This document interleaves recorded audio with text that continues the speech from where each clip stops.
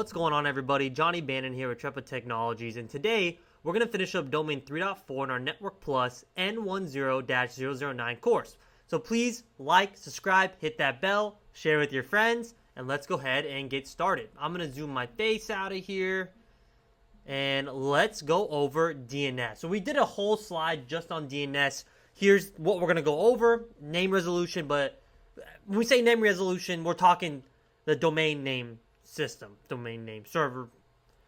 Let's get into it. So the domain name system, this is going to solve a unique problem that we have when we first started the internet, right? So computer networks, computing devices, they talk via numbers. So more accurately, they use binary, right? When we convert binary to dotted decimal, like an IP address, that's how we communicate over a TCP IP So when my computer wants to talk to like trepatech.com, it builds a packet. It needs IP address information, part of our TCP IP computer networks, the internet, right? So that it runs off of. And in that layer 3 header is going to be a destination IP. Well, we need the destination IP at trepatech.com. As users, we don't memorize that, right? Just as human beings, imagine if we had to memorize IP addressing to reach all of our websites to get information from companies. It just wouldn't work. It doesn't work because we live in a human world, but computer networks are based off numbers. So the solution was DNS. That's what we call name resolution. We resolve names to IP addressing. We can even do it in the reverse order.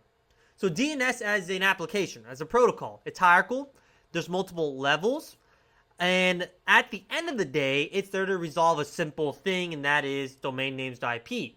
It starts with the client, and then it moves up in a kind of a chain, I guess you would call it, of hierarchy to the resolvers or recursive DNS, to root servers, to top-level domain servers, and then name servers. And we're going to dive into that in the next slide. I'm going to bring up a whiteboard.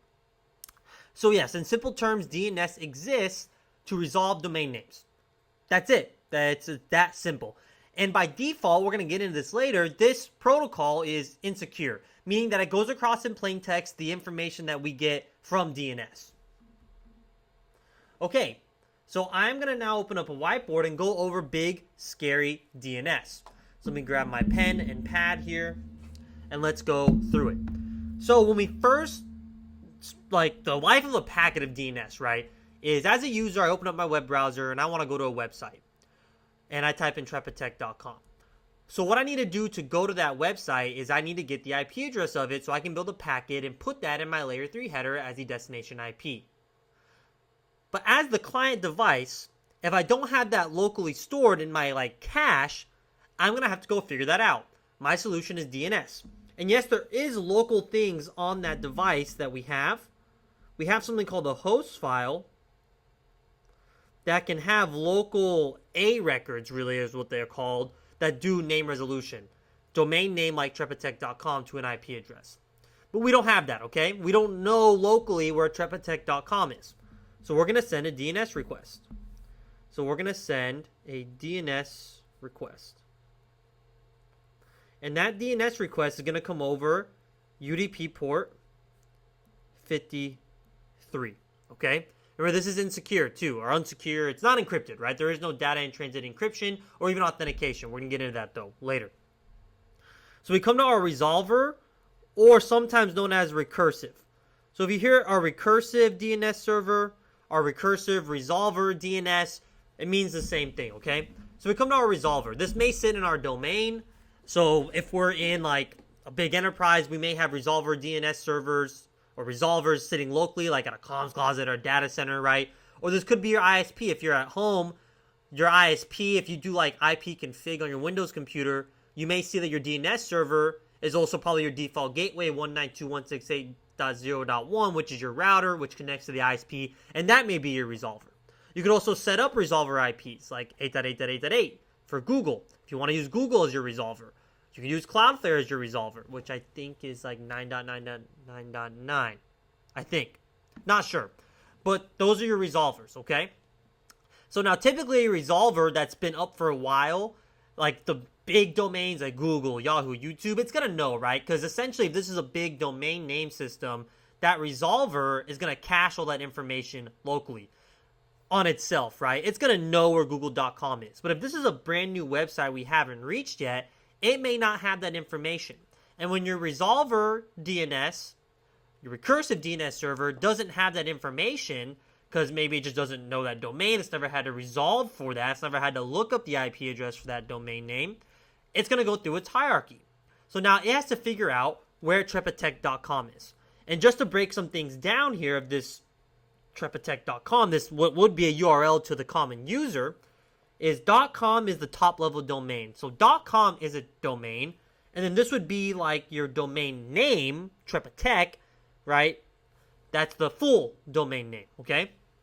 And then like if you put www on it, that's fully qualified domain name, or whatever the case may be, okay? We'll skip going over that a little bit too in depth.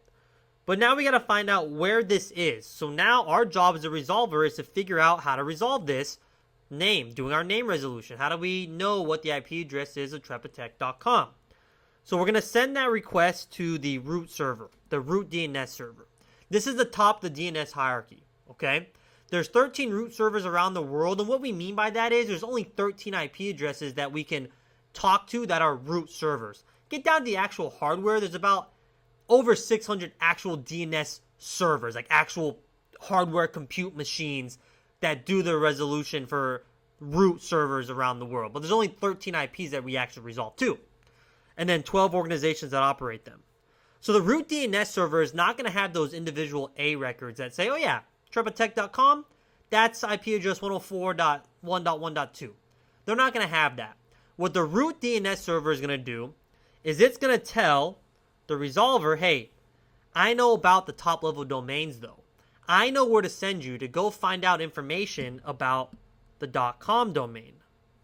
Okay? You need to go to this TLD server. So it's going to tell the resolver, hey, look, I don't know that in-depth information. I don't have single A records listed in my stuff, but I can tell you where to go next.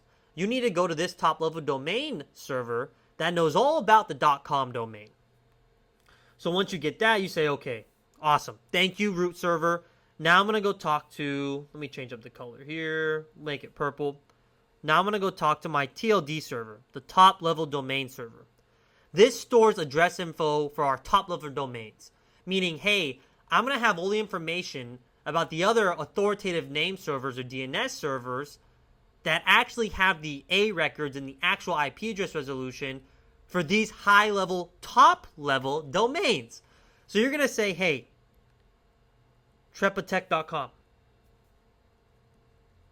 Trepatech.com. Do you know where that's at, TLD server? It's going to say, hey, no, I don't know the IP address, but guess what?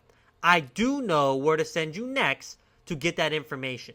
You need to go to this authoritative server, this authoritative name server, this NS DNS server. It's going to know exactly where trepatech.com is. So it's going to send us back saying, if you want to go to trepatech.com, go to this NS server, this name server. So the resolver is going to say, okay, finally, let me figure out this IP address. So now it's going to send that request saying, hey, do you know trepatech.com? And that name server is finally going to give us the information we need to do that name resolution. It's going to say, yes, I do, trepatech.com, and I'm just going to shorten this up, is 1.2.3.4. Now that resolver is going to store that locally, so I'm just going to put t.com here equals 1.2.3.4, and it's going to tell that client, hey client, this is the IP address you need to actually make that request to go to trepatech.com.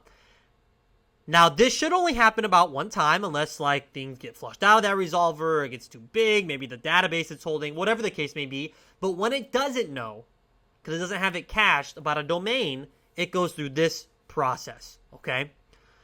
Now, I put up their big scary DNS. Not only because it may take you a couple wash-throughs to memorize exactly everything I just said, but because it's also plain text, okay? So during this DNS request here, where I sent that original UDP packet 53 DNS request to my resolver, That was in plain text. So I could have a hacker over here. I'm not the best drawer, so here's my hacker. I'm going to put him with a frowny face. That could be inspecting this. That could be trying to do some sort of man-in-the-middle attack, some DNS poisoning attack. So there are going to be things that we need to do to make sure our DNS is secure if we don't want that from happening. Now, something DNS specific we can do. We have two things, really. One, we want to worry about how can we encrypt our DNS transmissions. And how can we make sure we have non-repudiation, which essentially means that we have good authentication, that our user is talking to the correct DNS resolver that we trust as an organization. Because remember, this may be a user sitting in your enterprise, not at home necessarily, that we need to make sure it's talking to the resolver we want it to talk to. So when we talk about authentication, we have things like DNSSEC that are going to add authentication and non-repudiation. It's a security extension to DNS. Now, this is made possible through PKI, which we're going to learn about in a later section, the public key infrastructure, okay? Then we also have encryption, which is going to protect data in transit, right? Protecting our DNS. So when we want to protect our DNS, we have something called DNS over HTTPS, or we have DNS over TLS. Now, you may be wondering, whoa. Doesn't TLS the S in HTTPS? Yes, it is, but the difference is either we're just doing a straight TLS connection over our DNS request, or we're kind of putting it within the HTTP requests. Both protected, both just a different way of arriving, right? Where one is through HTTP, which then is protected with TLS, or one that there is no hypertext transfer protocol involved, and we're just doing DNS over TLS, okay? Now, we may understand this, but we may understand how this hierarchy works, right? We know that the end goal is to do name resolution so that we know where to send packet. We know how to build a packet, essentially, with a correct destination IP to get to what the user wants to get to when browsing the internet. That's DNS. But I talked about records here. So our DNS servers that we manage, right? So I own the trepatech.com domain. I have to go put in records for that. We call those DNS records, where we say, hey, here's the A record. Here's what it actually is, the IP address of my website. We have quad A records, which is going to be IPv6. We have CNAME records, which is canonical names. So if I want like a subdomain, something like ftp.trepatech.com, or even www.trepatech.com, because that's technically a subdomain, right? www, World Wide Web. That's not a part of my original domain name here. We call that a CNAME record. To create these subdomains, right? We also have things for when we have a DNS server, right? We want to point to a name server as well, kind of something we don't have in this hierarchy, but that's okay, right? We don't want to get too into the weeds. We have NS records that point to our authoritative name servers. We have MS and text records. Those are dealing with MS records, right? Like email.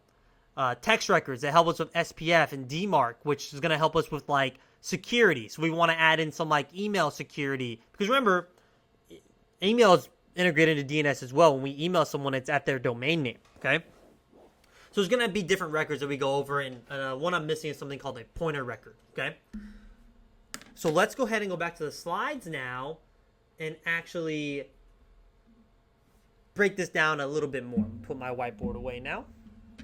Okay, so an A record, this is the most common DNS record type. It maps a domain name to IPv4 address, kind of the whole purpose of DNS, right? You can kind of see what it would look like there. Time to live, 600 seconds, like the update. So if I had to change that value, how long would it take to update, right? Okay, well, that's not how long it would take to update. That's like, hey, time to live every 600 seconds, how many times we're going to update. But it may propagate 2 to 4, 8 hours around the world. It just depends if we change that A record. Quad A records, just IPv6. CNAME, the canonical name record. This type of record maps one domain name alias to another canonical domain name. For example, www.example.com might be an alias for example.com. Name server record. The NS records indicates the authoritative name servers for the domain. These servers are responsible for responding to DNS queries for that domain. A pointer record. So a pointer record is used in reverse DNS lookups to map an IP address back to a domain name. So we have something called forward zones and reverse zones, which forward zones are what you're used to. It's what we just talked about, A records, mapping a name to an IP. But then the reverse of that is called a pointer record, and then we have reverse zones that for some reason, if you're doing the opposite, you're saying, hey, I need to map this IP to a domain name. We have that reverse zone. We can build pointer records there. Text records. These are used to store human-readable or machine-readable text. Common use cases for verifying domain ownership and email verification services like SPF or DKIM records. In Azure, when we want to add a custom domain name, like let's say I want to have Azure manage some stuff for trepatech.com, we put a text record in my DNS server, which is managed by Cloudflare, right? That's the name server that manages it, to verify that I actually own it. So I put a text record in. Azure then verifies that text record is there. Then it says, okay, yeah, this person does own trepatech.com. So we can trust that, and now we can do some stuff with that domain. An MX record. MX records specify the mail servers that are responsible for receiving email on behalf of the domain. For instance, an MX record might point example.com to mail.example.com. That may be our local email server. Okay, so before we move on, I want to actually bring up the Azure portals here. I have another domain here that I have, I bought a long time ago when I started the company, trepatechnology.com. I built a DNS zone in Azure here, and I just want to show you different records we can build. So if I want to put a text record there, I can put a human machine, right? A value. So that's how we do a text record. The A record, something simple, right? So the name of this is just, let's say, academy.trepatechnology.com, and I can point to the server that hosts that subdomain. You can do a CNAME, link your domain name to another domain. So this could also be like FTP, right? We can do it that way. MX records. You can see here the name servers. So this is saying, hey, these are the name servers for this domain. Where that's the authoritative name servers here. So NS.1-05. Something I wanted to show you too, if I wanted to add a custom domain name, it's actually just when we type it in. If I want to add a custom domain name here, one thing I'd have to do is saying, hey, if you want to use trepatech.com with this Microsoft Enter ID tenant, Microsoft Azure Active Directory is the old name, if that makes more sense for you, some of you guys out there on the web, add this text record to your domain name registrar, which again, that's managed by, for me, I'm managed by Cloudflare. Maybe I shouldn't say that online.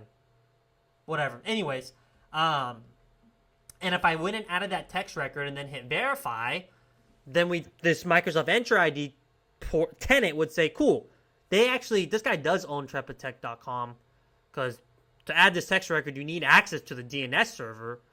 So now we can start building user identity access management, right, for trepatech.com. Oh, let's go back to our slides. Okay, so just want to show you another example, kind of how to make records and kind of what it looks like. What I just showed you on the Azure cloud, building those records, it looks different for every other DNS server or service you may use, okay? Now let's go over DNS zone types. So a DNS zone is a portion of the DNS namespace that is managed by a specific organization or administrator. Within DNS zones, different types exist based on how DNS information is handled. So a forward zone, that's where domain names are mapped to IP address. In a reverse zone, the DNS system maps IP addresses back to domain names, okay? Authoritative versus non-authoritative DNS servers. So authoritative DNS server is responsible for the specific domain it manages, where a non-authoritative DNS server, something like our resolvers or recursive servers, that it doesn't actually manage the domain name in question. It may just be caching some of those DNS requests. All right, DNSSEC, the Domain Name System Security Extension. So this is a set of security protocols designed to protect DNS from certain attacks, such as DNS spoofing. It does this by adding maybe a digital signature onto the DNS request, which we need PKI for, and then that delivers us authentication and non-repudiation so that we can only get DNS responses from a server that we authenticate to.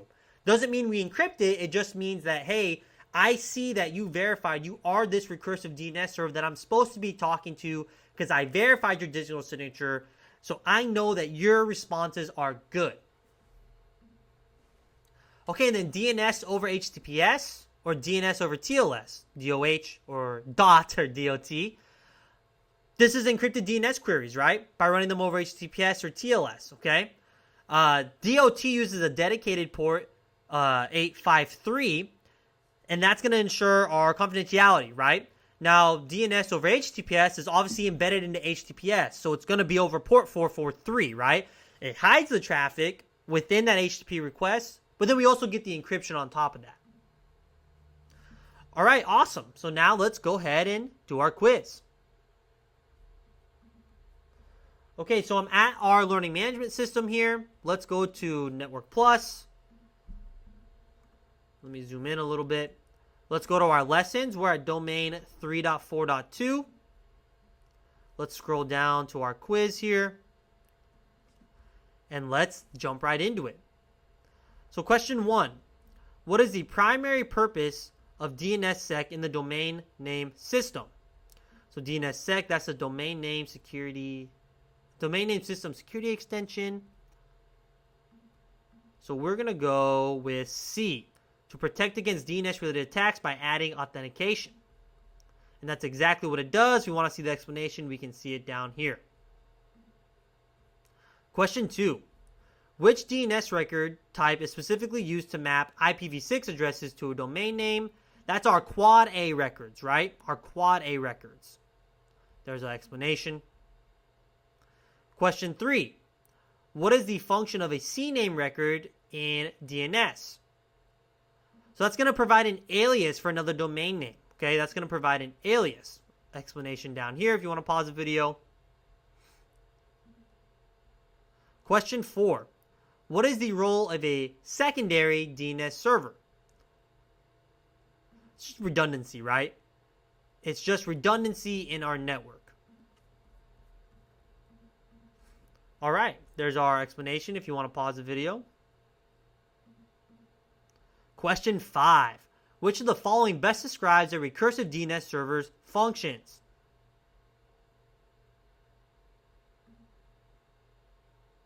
So this one's kind of a tricky question. C or D is what I would go with if I'm on the exam that I'm choosing between the two. The reason I'm going to go with D, though, it's not permanent. It's more like a cache, right? So I'm going to say it resolves domain names by querying multiple DNS servers on behalf of the client, and that's exactly what it does. Those multiple DNS servers could be what I showed on the whiteboard, right? That hierarchy. So, question 6. What is the primary difference between DOH, DNS over HTTPS, and DOT, DNS over TLS? So we're going to go with C. DNS over HTTPS operates over HTTPS. Kind of obvious there, right, for the answer C. And then DOT operates over a dedicated TLS port. That's exactly it. And look at that. We got 100%. Awesome. I want to thank everyone for viewing. If you're interested in getting access to our learning management system to get those questions, we're going to have flashcards on there or live virtual training. Hit that link in the description below. Make sure you like and subscribe, and I'll see you in the next video.